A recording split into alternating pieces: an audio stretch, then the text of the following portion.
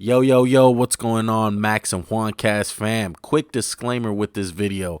Had technical difficulties due to our guest being on Zoom. Me and Max usually record on Audacity. I forgot to press record separate audio tracks for Wayne and me and Max on Zoom. So it wound up being one track.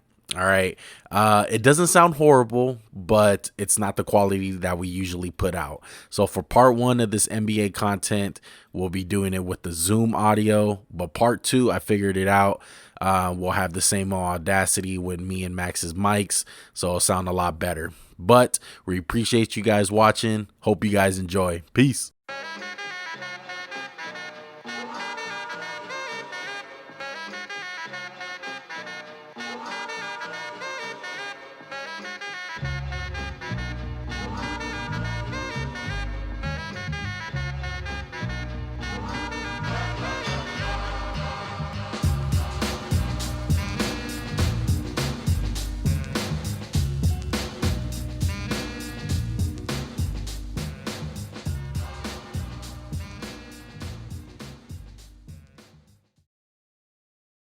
Yo, yo, yo, what is going on, everybody? Welcome to the Max&JuanCast NBA Draft Edition.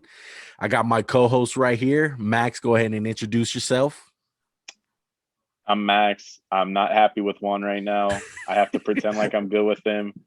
The thumbnails have been off-putting for me. I don't even like to watch anymore. Well, we got to take some more, bro. I mean, you know that's what? just Either it. use that one for the next year or get me a better picture, bro. I'm tired of doing that. I'm sure you're gonna use that as a fucking thumbnail. Yep. Our first 35 seconds of the podcast, we have a guest. We're ignoring him. I was gonna say there's that, a fucking bro. fly in this goddamn room. Fucking get out of here. I'm flustered, bro, and it's just 25 seconds in. Let's go. Go ahead and introduce him, though, bro. Where's the introduction? Hey, I got it. Relax. This is my good friend Wayne, going back to the college days. Used to hoop in our college team. One of the best hoopers I've ever seen. Overseas he played, and he's even a better Destiny player. He's more proud of the Destiny stuff. I guarantee it. Yeah, man. Thanks you guys for having me on. I'm decent at basketball. I ain't that good. I'm actually retired now. I'm getting old these days, so I'm just happy to stick with Destiny because actually that's something I'm much better at. But thank you guys for having me on. I really do appreciate the opportunity. So most definitely, bro. No matter what he says, he's a Pacers fan. He's gonna lie to you. Oh Pacers my God. fan, huh? That is not true. I grew up right outside of Chicago, so during that time when I was he little, said that, it's where all do you about the think he Bulls. grew up? When he said right outside of Chicago, what do you think that means? I don't know. That could mean a lot of different things. What state did you grow up in, Wayne? I grew up in Gary, Indiana. Okay. Like 30 minutes from Chicago. Now, Indianapolis Pacers are in Indianapolis, which is 2 hours south of where I live. Don't cross nobody state where we lines, stayed, bro. No, man. Everybody How old was are a you, Bulls Wayne? fan back then. 28. 28. You're not that old. So Jordan didn't catch you. That's what it is. It's just Jordan. You didn't really grow up with Jordan. No, I didn't really grow up with them. But everybody, in that area was Bull fans because of Jordan. So 95, 96. Yeah. Like around those times. So I'm catching like the tail end, really, right. Like as a kid. But Max will never let me live it down that I lived in Indiana and was not a Pacers fan. I love Reggie Miller, but no, not a Pacers fan. Wayne did grow up with the Jordan one, but he's more of a pain in the ass than you think. That's a personal joke. Oh yes, we got another buddy named Jordan, and he loves to get under our skin sometimes. He's a funny guy. But as you guys know, by clicking on this video, we're going to be talking about the NBA draft, man. I told these guys pre-podcast I was going to play more of the Ernie Johnson role. I'm going to be truthful. I haven't watched that many prospects. I've watched like the top 10 guys. I'm not like top 30 or top 100 like the NFL. I go way deeper in the NFL prospects, but this is why we have Wayne on here, because we all know I didn't do it, and we all know Max probably didn't do it. But dude, come on. You already hold me with the thumbnail. Can I at least get some my respect goodness. on my watching skills? Well, let's get this over with then. Like, how many prospects you watch, Max? Say 30. 30? Like, at That's least good. watch the first round, in my opinion. I'm not trying to watch the second round. You I don't really care. don't go that deep. I know Jokic and Isaiah Thomas were drafted in the second round, but that's 2 out of like 300. Yeah. Even though I will say, There's a lot of good guys that draft in the second round. I was gonna say when I was a kid, I felt like if you draft in the second round, it's a death sentence. Now it's like no big deal. Yeah. I think the talent pool has just expanded in the last 10 or 15 years. Yeah. But before I agree with that. Before we get more into it, man, go ahead and hit that subscribe button, hit that like button, smash it. Max, you haven't been saying smash the like button lately. Where's the energy at? You want me to be changing your thumbnails, but you're not even bringing the energy. Where's my co-host at? Go ahead and hit that like button for Max, audience, and go ahead and smash it like the Hulk, smash it like the NBA draft and Cunningham dunking the ball. Audio listeners, go ahead and smash that follow and subscribe button and 5-star rate us, bro. Follow us on social media, Max_JuanCast, all that good stuff. Now, I want to know more about Wayne because I don't know Wayne like Max. Wayne, Max was telling me that you like more the high school, college, scene. You really get interested into the NBA draft and all these prospects. Like, what makes you get all into it like that? Man, to tell you the truth, I remember when I was back in high school. So I graduated high school in 2010. And I just remember like from 08 to 2010, I would find myself like in my computer classes, I would be the kid, me and my buddies, we'd be the kids that would just go online and look at people's rankings like all day. Like, oh, this kid, is rated this high and whatnot. And I think that's kind of where it got started, like really trying to follow people that were like my age and kind of see where they went. And so I think one of the guys that me and my my buddy Jordan that Max was talking about a little bit ago, he actually played against him in high school. His name was Perry Jones. I don't know if you ever remember him. He used to play for OKC. Yeah. But it's interesting how you have these prospects like him. He's 6'10", 220 probably plus. In high school, it was like, to us, like watching LeBron play, like back in the day. And I think that's what got us both involved with like really trying to get a hold and get an idea of prospects early and see what their growth looks like. And I think that's what I enjoy the most because some of these guys, like, first pick of the draft, Cunningham, like Texas kid. Me and Max, met and know his brother. His brother played at SMU. So his brother's probably 6'10". He was a pretty good college player. And his brother just takes the same height and adds just a different level of guard skill. And don't leave out the part where Max gets dropped off. I wasn't there. I'm proud to say it. Back in the day. It's a 6'1" 8th grader, bro. And I'm like, fuck is this? Who's this college guy dropping me off right now? And he's like, I'm in 8th grade. I'm like, oh my God. Like, I got to hang him up right now. It's 21 because Wayne's talking about his brother, right? His brother's like, when you watch him play, we used to watch the SMU games a lot. His brother was mostly a big rebounding guy. But when he played in our open gym, it was like he had like a little handle to him, some shots. And it was like, you don't really realize how good these guys are just because you see a guy playing the rebounding, energy, shot blocking role. Yeah. Right. And like Wayne said, Cunningham just took it to a next level. Yeah. Well, I mean, you got to give up props to like the websites like The Ball is Life. I know they're like really big into the whole high school scene and all those prospects like that. Like that's where I really started getting into like the high school prospects with LaMelo Ball and stuff. Like I really do feel like when the Ball brothers came in, they made high school basketball even bigger. Like before that, it was probably since LeBron and Melo really like high touted like high school players. Yeah, no, I think that that's part of it. I think the social media era and the Balls Life era kind of coincided with one another, and it kind of grew and expanded at the same time to where it's like you have videos now popping up on my YouTube. If you're subscribed to Ball's Life, this kid's like the number one ranked ninth grader. And it's just like, dang, like when I was in high school, like we didn't really think about it like that. Like we weren't really seeing the same thing.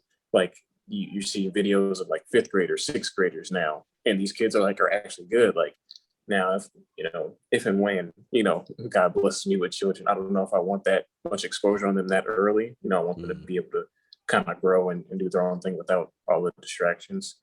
But it is interesting to see how it, and I think it kind of affects the way the game is played too. Like there are kids now that are looking for those Ball's Life moments, like while they're out there playing, right, or high school. And I think it's kind of good and bad, because it's good that they're getting that exposure so early now.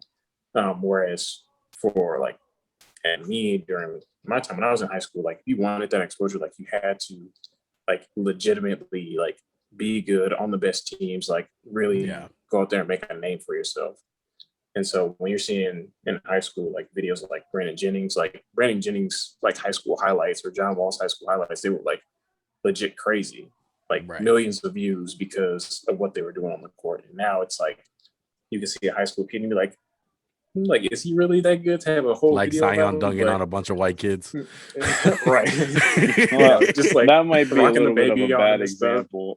I mean, okay. But I understand the logic. Yeah. It's you see a dummy athletic kid who probably can't play dead, and he's dunking, and you're like, oh my God, this guy's the next coming of, I don't know, like Ben McLemore. I don't know why I thought of him. It's just one of my draft guys I still have hope for.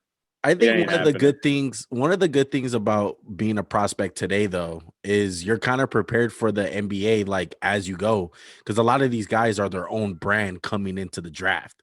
It's not like the NBA's making some of these guys have a huge following on social media, and they're already their own brand and they're set basically.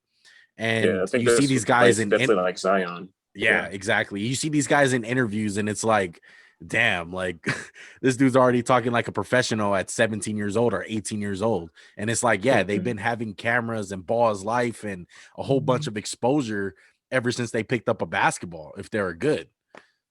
Right. Yeah. When do you think that started? Honest question to both of you, because I want to say I remember Michael Beasley, who was second pick in the 08 draft. I remember there was reports that he spray painted the principal's car. He did a lot of really dumb crap, and I feel like that era of prospects done. I can't really think of the last guy who got drafted high who I was like, oh, that guy is an idiot. He's gonna be out of the league just because of how dumb he is. I'm not saying Michael Beasley's an idiot, but that's pretty childish thing. I don't feel like we get those guys that much anymore. Jello? Oh my God! I said highly drafted. Right. I don't know. He might find his way into the league somehow. I mean, he was probably gonna get drafted though if he didn't have that whole China thing. It was possible. If he would have just played his role, I think he's definitely a late first round, exactly. Because I don't think that he's a bad player. I just don't think he's the same player as his brothers. Yeah, he can definitely shoot the ball. I think coming out of high school, he was a better shooter out of all three. I just also didn't really think he had a solidified NBA position, and he wasn't the best defender either. But he might make a name for himself. I mean, I wouldn't be surprised if he found his way on the team. Yeah. Especially these days. But as Max will probably want to say right now, let's talk about guys who are actually good and who are relevant. I know you wanted to, though. You wanted to, though. Dude, that was my guy. Jello Ball was my favorite ball brother. Come on. He should just play football. Why don't you just be like an edge? The real football boy. Yeah.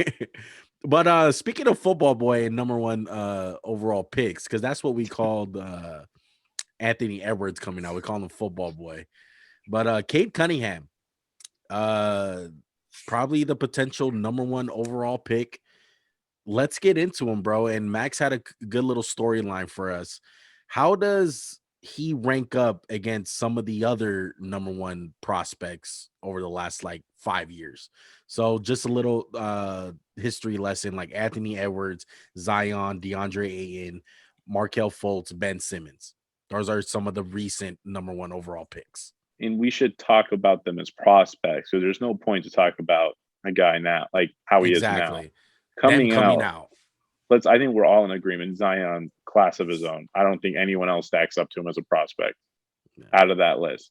And Cade's not Zion. I don't think no. That's what I'm saying. Zion's number one, easily.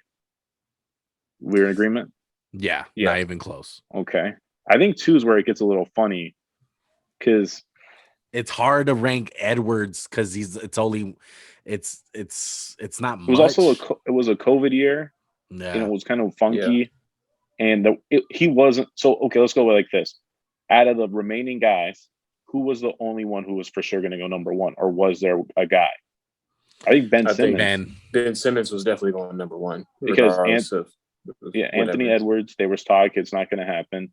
Ayton, everyone was saying take Luka. Yeah, and Markelle Fultz. There was a huge Lonzo Ball Tatum thing. Yeah, right. So okay, we'll go Zion, Ben Simmons. I think Cade might be third. 3. Yeah, let's say because I definitely think as a prospect coming out, I don't think anyone will ever know the mystery of what happened to Markelle Fultz after he got drafted. Because if you go back and you look at his highlights from high school and at Washington where he played college, he had no problems with shooting the ball. His jumper looked fine. He looked like a freak. And I don't think it was wrong to take him number 1. But I don't know. I think that's one of the biggest NBA mysteries to me as to what happened to his jumper after he got drafted. I still think he's a great player. I definitely think him being in Orlando helped him revitalize his game a little bit. But, I just don't think we'll ever know really what happened unless you're him or his family. It's either the yips. I can see Cade going 3. Yeah, it was the yips. It was the thoracic shoulder bullshit outlet syndrome. Yeah, he got in a motorcycle car accident. Bro, it's gone. Mm-hmm. We have no idea. I think it's between Cade and DeAndre Ayton because Ayton was a really good prospect coming out, and he's a big. Yeah, I'm split. I think it's one of those 2 guys. I'm gonna go with Ayton. Actually, I'm gonna go Ayton instead of Cunningham. Okay, I'll go Cade 3, and then I'll go Ayton just because with Ayton, and I don't want to take anything away from Ayton because I think this year especially showed that he at least deserved to be number 1.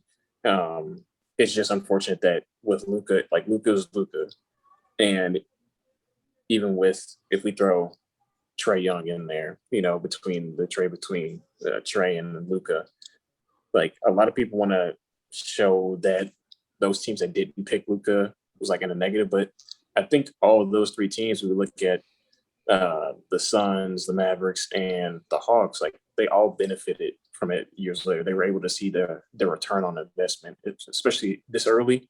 Was it only been 2 or 3 years for them all 3 to be high-level players? I think that's just a testament to how good all 3 of those guys were as prospects in respect to the teams that drafted them. Right. Maybe it's just one of the rare cases where they got it right. Because is Luka going to be doing Luka stuff with Devin Booker on his team? I kind of think that's a little far gone conclusion because Booker's really good. Trae Young with Booker. Yeah. Booker's really good. So, and I've always thought this, big guys are always going to be a little overdrafted. Right. It's hard to find big guys. We've all seen it too many times. Most of the big draft busts in history are big guys. Greg Oden, Michael Olakandi, Sam Bowie. I mean, I could keep going, but who was the guy for the Grizzlies or not? Yeah, who's the big guy for the Grizzlies who couldn't play dead? Oh my God. Team the Beat. Yeah, Hasheem the Dream. Yeah, there's another one. Shout out to him still in the G League. But that's just what the case is. So then we're left with Edwards or Fultz. I'm going to go Edwards over Fultz. And maybe that's just me knowing how his shoulder is. I just think Edwards is better than Fultz coming out. Yeah. Not as polished, but you could Edwards has something tantalizing, like athleticism. Yeah, sure. It's hard with Edwards, like I said, because of the whole COVID thing. That's where it really throws it off because we didn't see much from those prospects.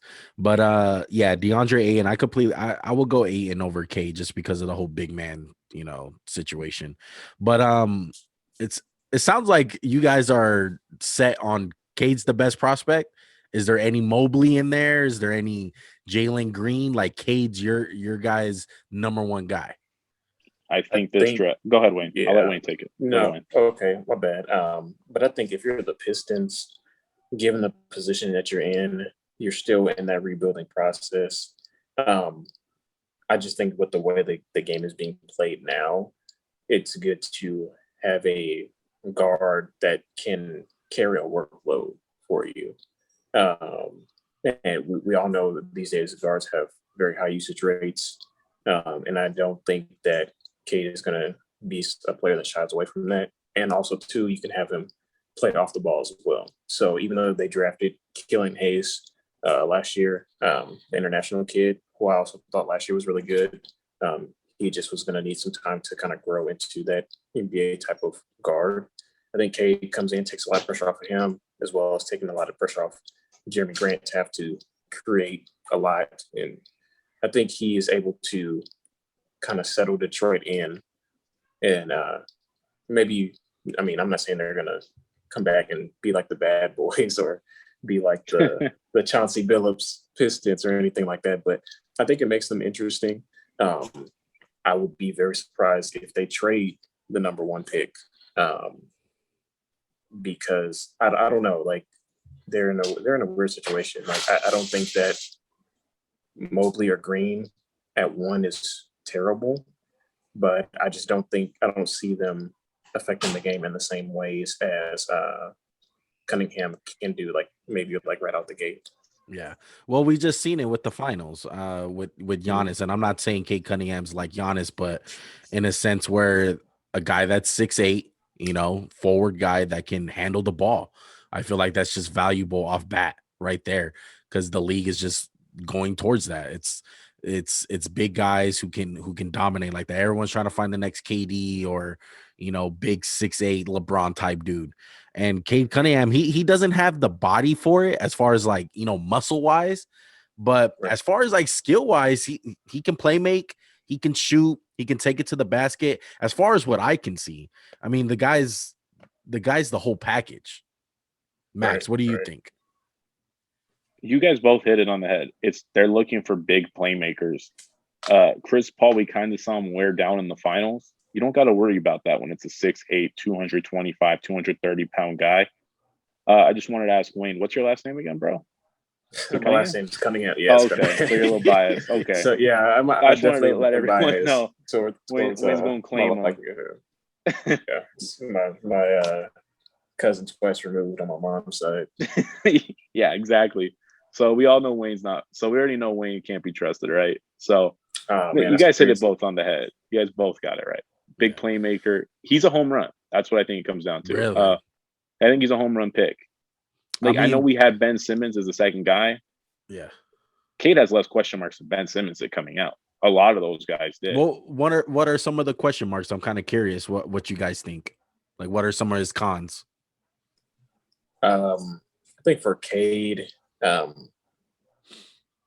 think the biggest thing for me as a guard transition to the NBA is, are you going to be able to shoot the ball consistently from the 3-point line, since the game is playing with more pace and space?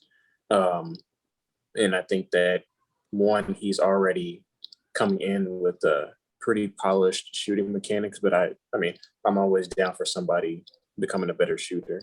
And so that's not a knock to say that he can't shoot. He shot like over 40% from three this year. But let's wait and see how that translates. I know some places like the Ringer were comparing them to like SGA from OKC. Yeah. Which who do you compare I can him definitely to? see.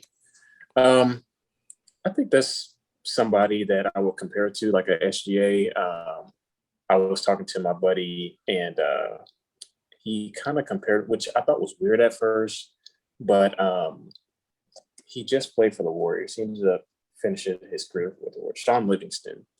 He compared him to Sean Livingston, like early career, like pre-injury Sean Livingston. And I had to go back because at first I was like, that's kind of weird, but let me go back and watch Sean Livingston and see what, because Sean Livingston kind of fits that frame. Like, was a guard, could post, mid post very well. I still think mechanics wise, K might be projecting like a better shooting percentages like as the years go forward for him. But I think the cons would just be to make sure that definitely to improve the shooting stroke. Also turnovers. I think because I had it, he averaged like 4 turnovers. Yeah, I think 4 exactly. Year. That's one of my cons too. It's just taking care of the ball. Another one I'm really I thought it was a lot of nitpicky stuff with Cade Cunningham. It wasn't anything like, oh, he can't shoot the ball or he lack of length or something. He's not an athletic freak, which is he's a really good athlete, really good. Yeah. But he's not he's not Jaylen Green. I think Jaylen Green. He's not Jaylen Green. Or the kid from Tennessee. Oh man, what's the name? Keon Johnson. Yeah, those guys are freaks. Yeah, like freaks in nature. I get what you're saying. And then I just I don't think he's going to be he's not going to be Luka. I don't think he can score 30 a game. I think he's 20 with like high 20s, but I don't think he's ever going to be one of the best scorers in the NBA. But it doesn't matter. It's not like it's nitpicky shit. You know what I'm saying? He's one of the rare guys. Like Ben Simmons coming out, it was like, oh shit, can this guy shoot? Will he ever get better at it? What's your player comp? For me? Yeah. I had like a troublesome one. I went like Harrison Barnes with a really good, like I put playmaking Harrison Barnes. Like I wasn't sure what to put for Cade.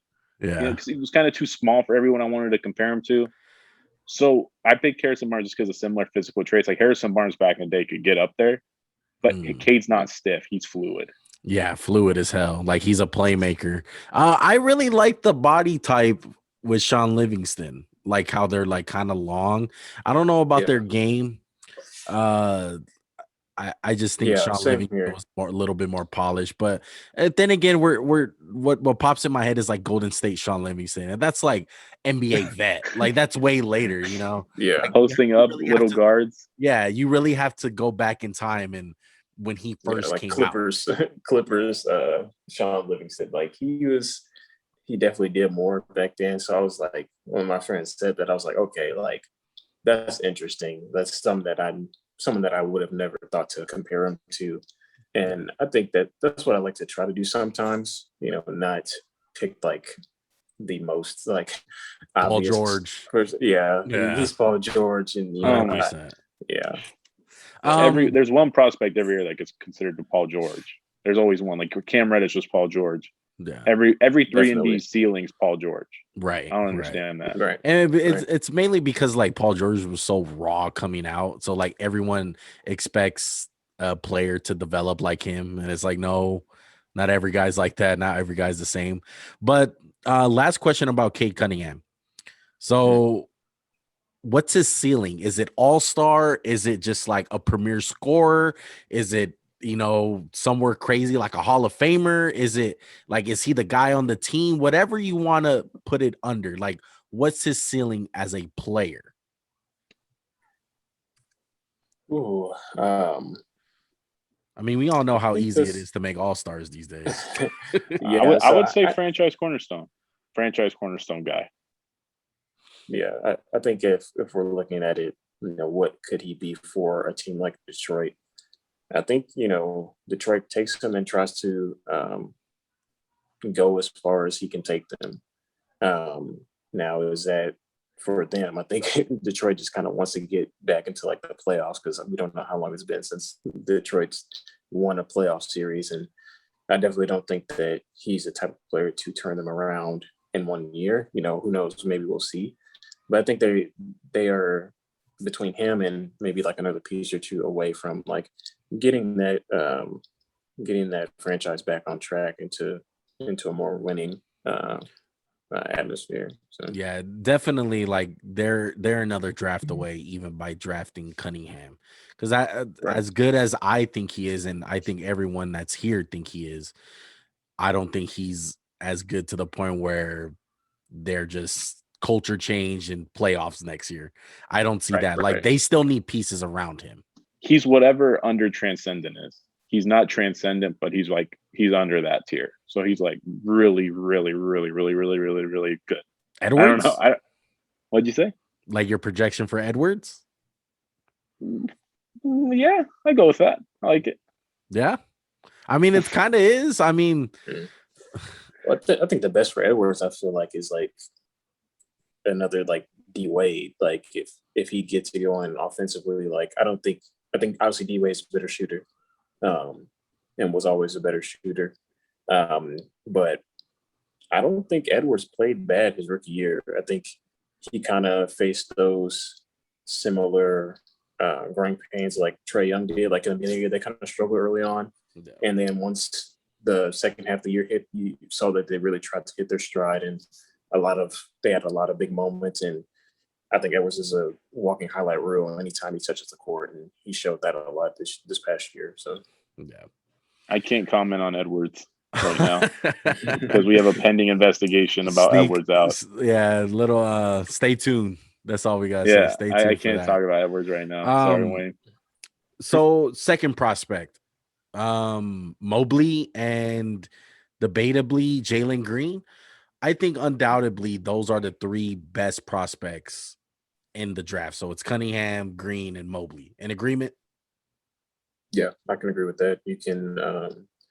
I don't think the Rockets should take Mobley at 2.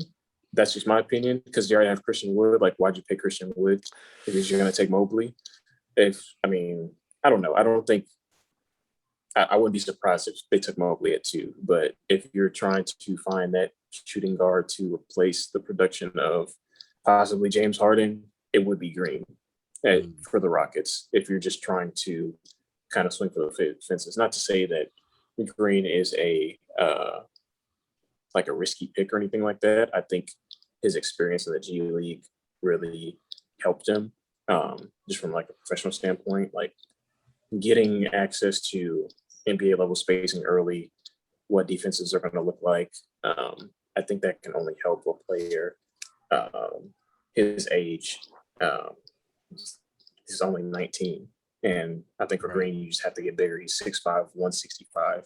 Like, I'm 6 foot and I weigh like 180 almost. So for him to be 5 inches taller than me and way less, I think that you're obviously going to have to obviously put on more weight, which you will. But yeah. Max, tell me a little bit about Mobley. I think Mobley's second best player in this draft. Maybe that's just me always liking big men like that. I really don't have whatever. Shut up. You got me. Look, again, with both these guys, I'm gonna be nitpicky, right? Mm-hmm. Same thing like Jaylen Green. You can't be 7 feet tall and weigh 215. That's too light. A little light in the ass. Definitely, he kind of Kyle Pitts-ish. He's a little light in the ass, but I don't really see any huge negative with him. It's really, really good. He's got two-way ability. He's got really good athleticism, like I said, with Cade, but he's not a freak. Mm-hmm. He's really raw, and I just think he needs to just play the game more, and he'll be fine. Like, he's good to go. Yeah. I don't really see anything. He can be a 3-and-D guy. He shot 30% from 3, but I'm not under the influence that, like, big men always have to shoot threes. You don't have to be amazing shooting threes. Me either. I mean, I like his game, though. I like his game. I feel like he's a big man that's under control. I think that's what I try to look at. Like, he has control. Yeah, he has the jump hook. He has, the aggressiveness to, like, dunk it down on someone. And then, of course, like, he can handle the ball a little bit. He can shoot. Like Max said, like, the NBA is always looking for big man who can just have control, basically. And he's one of I think he's my favorite player in this draft. I know Cade is better, and I would admit that Cade is better in my opinion. But as far as favorite, I like Mobley a whole lot. Maybe it's because he's from USC, and they're the backyard right here where I live. But 7'4" wingspan, like you said, 19 years old, 7-footer, and he can do a little bit of everything. And with Mobley, the one thing that scares me is there's a guy named Mo Bamba that came out, and he's kind of long like him. So just a little bit of me is scared. And I know we shouldn't think of that. We shouldn't think of Don't that because don't even him put and that Mom, into the yeah, universe. him and Mo Bamba are not nowhere the same as far as player wise, but kind of like the body type, you would say. It's Mo Bamba. Unless Evan Mobley has a hit song named after him, I'm not worried at all. Highlight of Mo Yeah, I Bamba's think career. that's where the downfall went What if after what that if the song came out. Magic draft this guy? How scared would you be? And he's not making it there. Don't worry. He's not making he's it gonna there. he's gonna be Magic taken trade before up? that. You never know, bro. I'll Here's be the scared for his life. I'll be like, don't fuck up honestly, another a big lot of man. this stuff we're talking about him was talked about Wendell Carter, about the two-way ability, the shot Yeah. blocking, the athleticism. He's Yeah. better Wendell Carter to me. He's better Miles Turner. I don't think he's the big question for me, and it's really one we're gonna have to look at a couple years down the road. His movement's really good, but he's 215. So if we get him up to 255, what's gonna happen to that movement? Right. That's a huge question mark because he can't play Joel Embiid right now. He'll get eaten up. Or eaten up. Why'd I say Aiden? I'm sorry. Eaten up, no pun Yeah, intended. if he plays DeAndre Ayton, he'll get eaten up. I'm just saying, like, if he had DeAndre Ayton's frame, he'd be the number one pick in the draft. There's no question. Yeah. Like Ayton looked like a Greek god coming out, and this guy looks like he still needs to grow into his body a little bit. Like fill out. Some people are having having him at the number one spot. Are people crazy for that? I don't think so. I don't think it's out of this universe. No, he's a big. Bigs are always overvalued, and I think the gap between Cade and Jaylen is closer than Evan Mobley and the next big. He's by far the best big in this draft. Yeah. Yeah. And we'll get a little bit more into the depth of this draft just in general. I know you're talking about the bigs not having depth, but this draft is deep. Jaylen Green. Tell me a little bit about Jaylen Green, guys. Wayne, go ahead and go first, bro. Yeah, I said with Jaylen Green, you have a guard that's really going to as soon as you watch him play, you see him catch his first lob or get out in open court and go for that dunk. I think he just has that potential wow factor to him. Like I wouldn't be surprised if he's like in the dunk contest this year or something like that. Like I think he kind of has that showmanship to his game. He kind of plays this kind of swagger, little chip on his shoulder, that he's not afraid to go out and play. And I don't think he's afraid to really,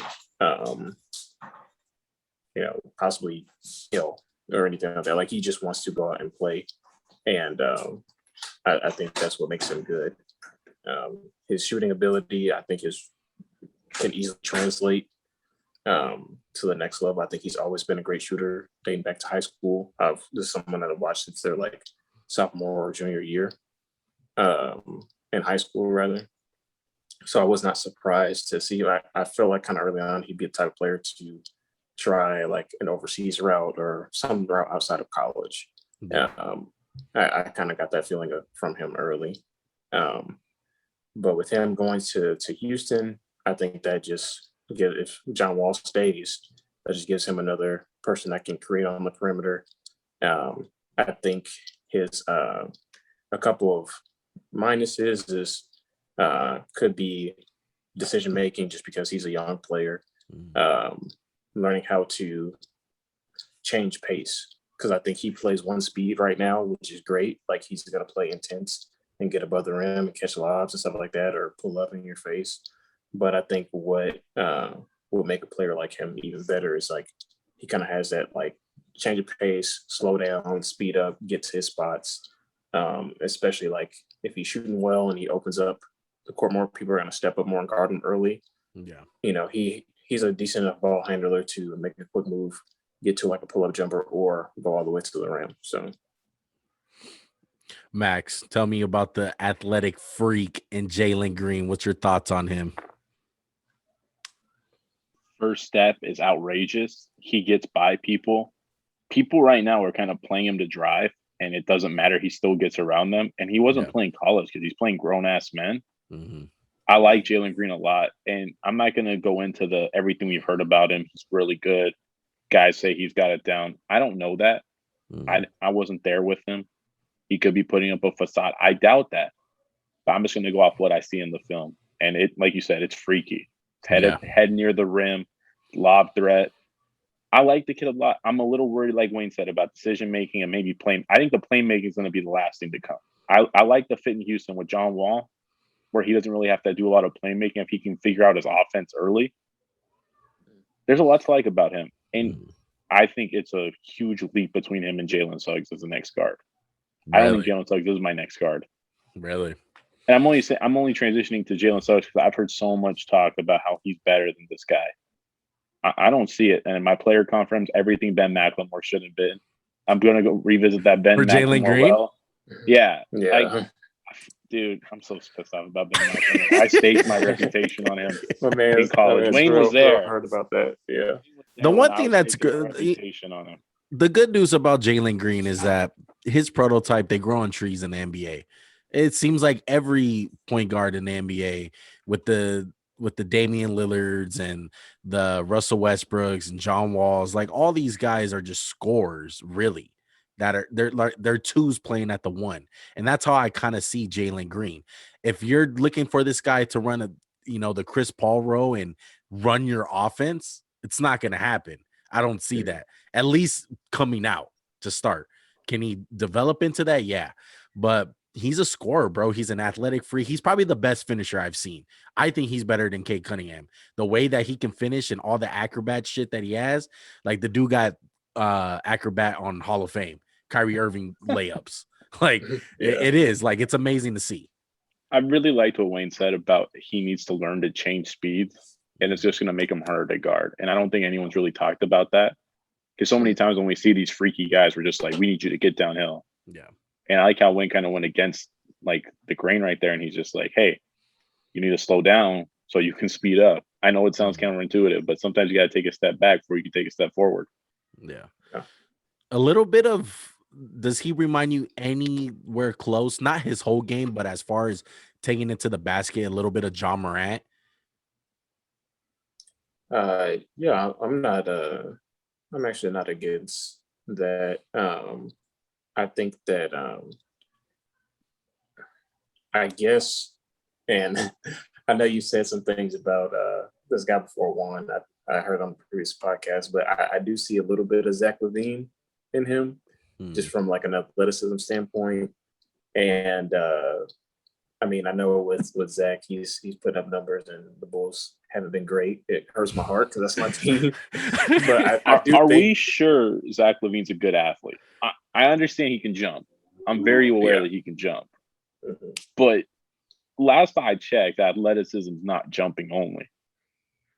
So true. When I say athleticism, I'm talking about his leap ability. I think that. Okay, no, I was just questioning about Zach LaVine.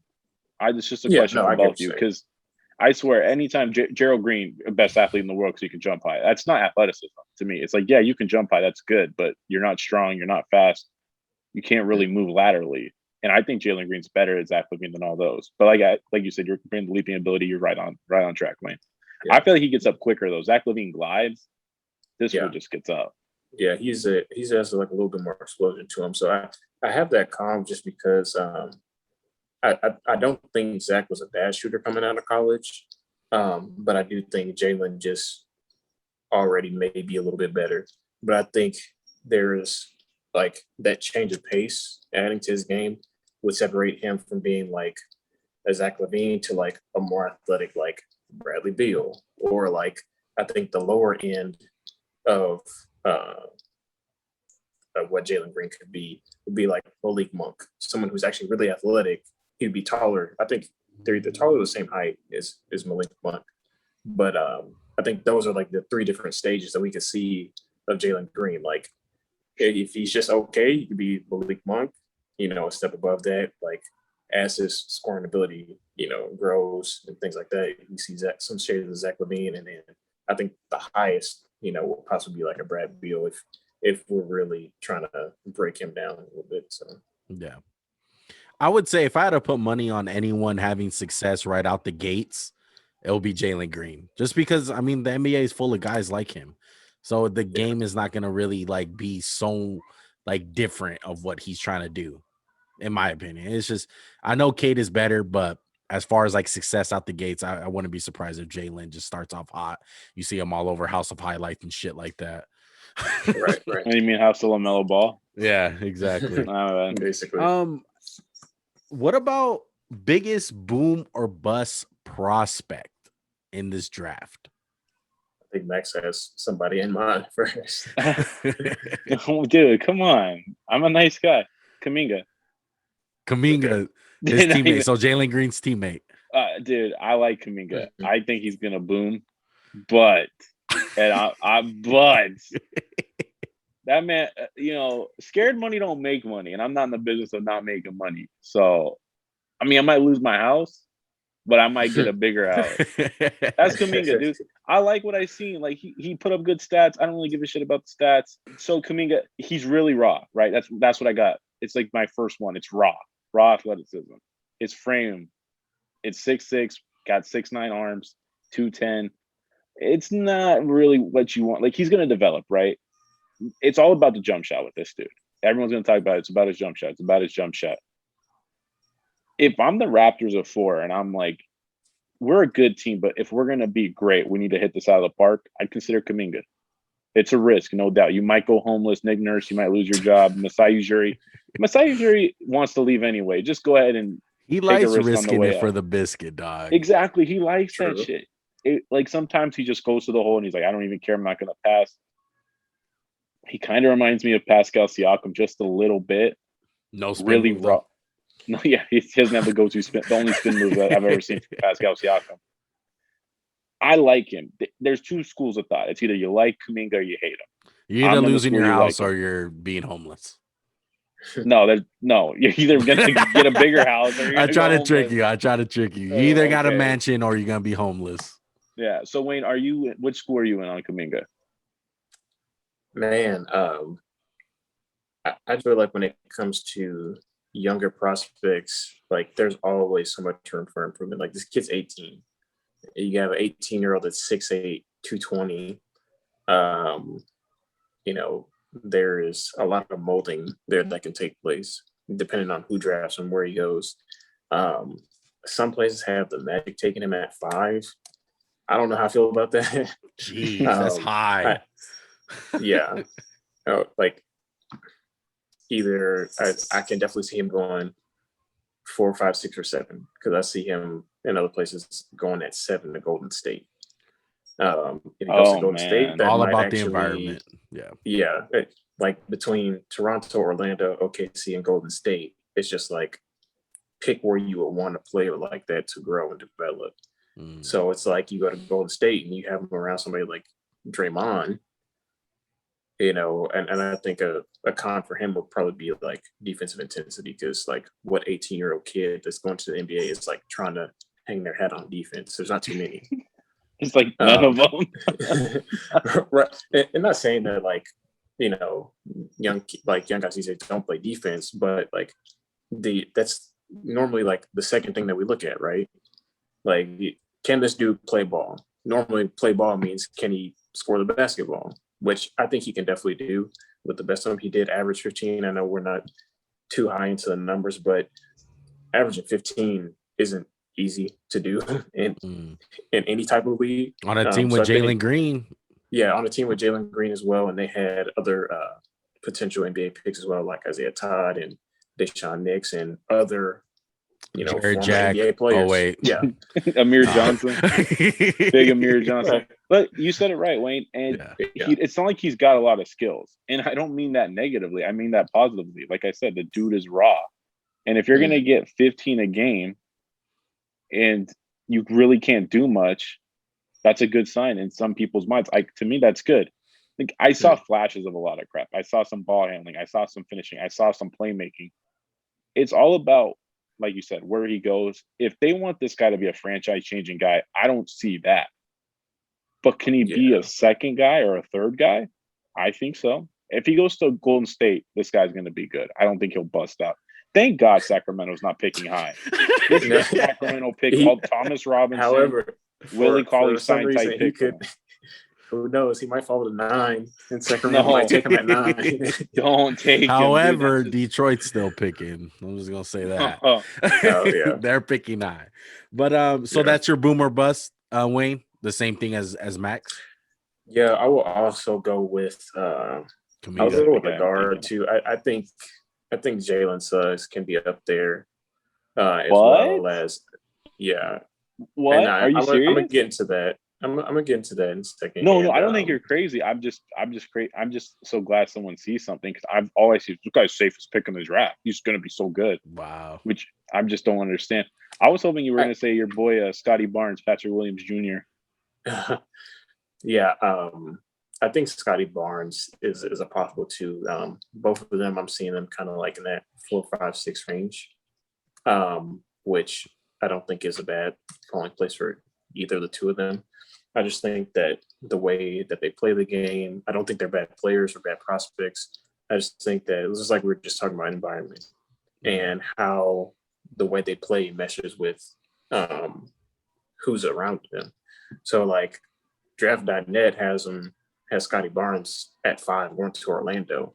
So you have another 6'9" small forward, power forward that doesn't really have a position in Orlando. That's like Charlotte back in the day picking forwards every single draft just because they were, because they kind of fit the mold, like they were the best available. And I think that if Orlando picks Scotty Barnes at 5, that's probably like their best available pick or something like that. Because I don't know. Now, granted, I think Scotty Barnes definitely fits that point forward mold. I was just watching some more video on him earlier today, and he's going to get it off the rim and he's going to take it and make a play.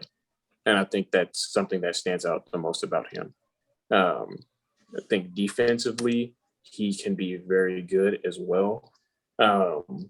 And I would hope that I wouldn't be surprised if he falls to, let's say, if he falls to 7, if he goes from 5 to 7, depending on what other prospects rank to other teams. So if he falls to 7 and you have Scotty Barnes with a little bit more polish to him than Kuminga, and you have Scotty Barnes with Draymond, I don't think that's a bad mix either.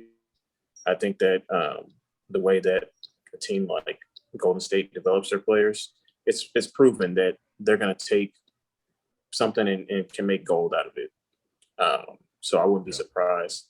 And I think that's the same process for like Suggs. Like some people have him going to Toronto.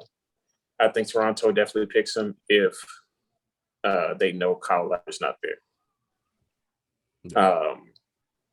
Which he's probably not. He's not going to be there. Right. Yeah. But if I'm Toronto, I'm putting my more money on Fred VanVleet to lead the team rather than Suggs. Like, do you just bring Suggs in and have him kind of mirror that Fred? Because Fred's going to get paid if he hadn't been paid already, I think. And Fred is definitely the future of that Toronto team. So where does Suggs fit in? I don't see Suggs falling to Orlando or OKC because both of those teams pretty much have young point guards like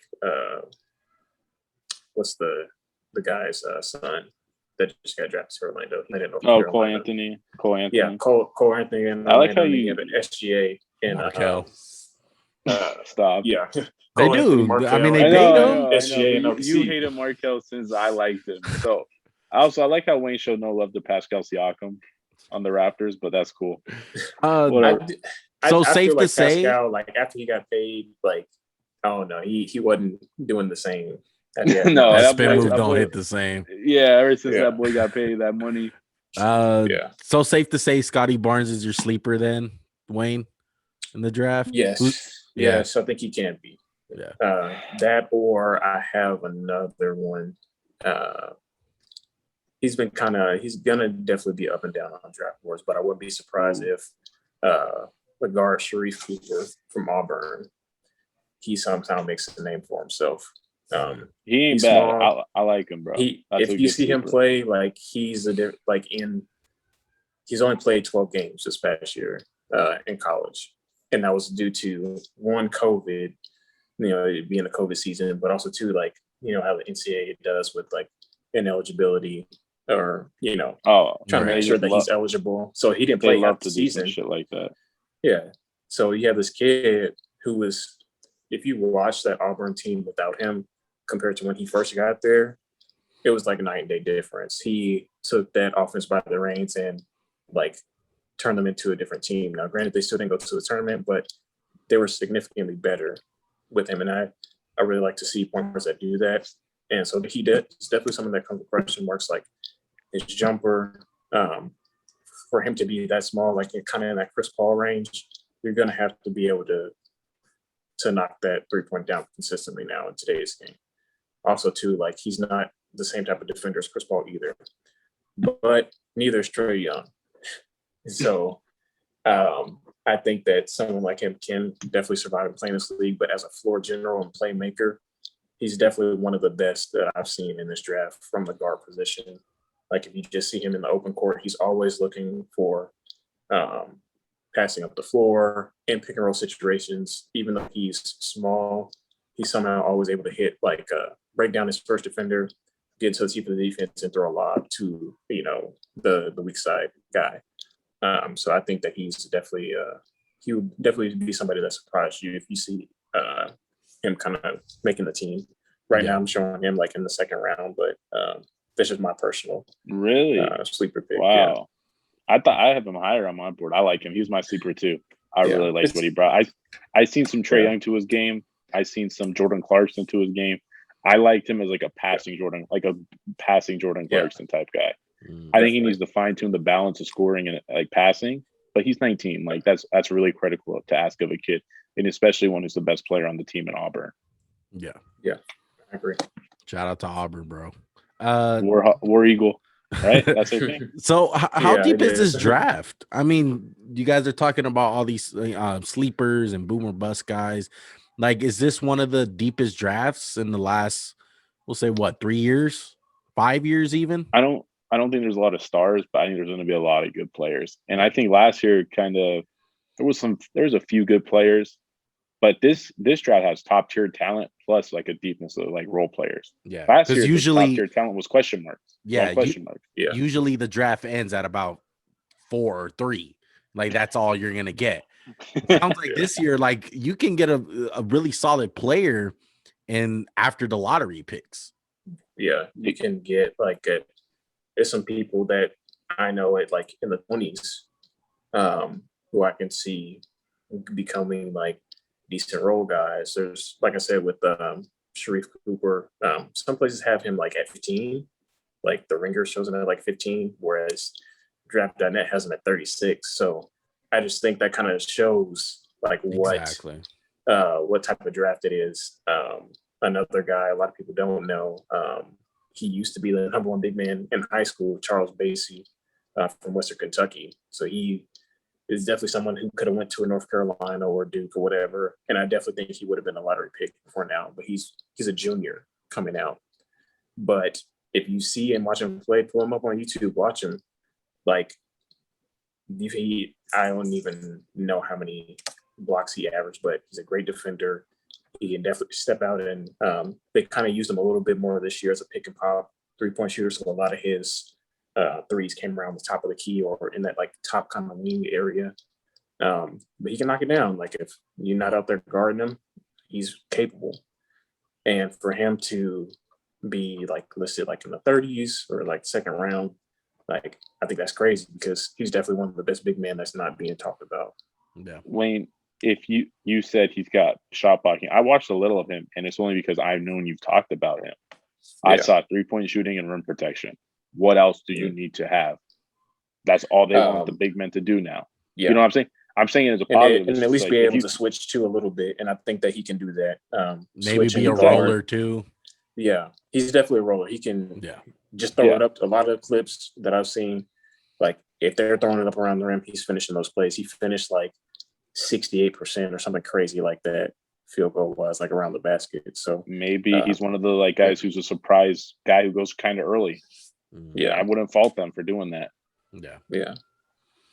But that's gonna do it for this episode, guys. We're gonna be doing a part 1 and a part 2. So part 1, we did a little bit of prospect talks, Cade and Mobley and Green, they deserve to get talked about a little bit more than we're going to do on the mock draft. All right. So part 2, we're going to do a mock draft. I'm not going to be part of it. Wayne and Max are going to do it. I'm going to be Let's the go. narrator of it. No one. Let's go. Max and Wayne cast today, boy. Let's go. All right. Well, after this, we'll decide who has number 1 pick. But thanks again for watching. Go ahead and hit that subscribe button, smash that like button, comment down below. Who do you guys think is the sleeper in this draft? Who's the boomer bust? Is Cade Cunningham trash? Is Jaylen Green good? Whatever prospect talk that you want to comment down below, go ahead and write it, bro. We don't mind. We'll go back at it. Spotify users, Google Podcasts, Apple Podcasts, subscribe. Go ahead and follow us. 5-star rate us. Social media, don't forget to follow us on there too. We're on there too. Max&JuanCast _ all that good stuff, bro. But until next time, I'm out. See you guys in the part 2 for the mock draft. Spoiler, I have the number 1 pick.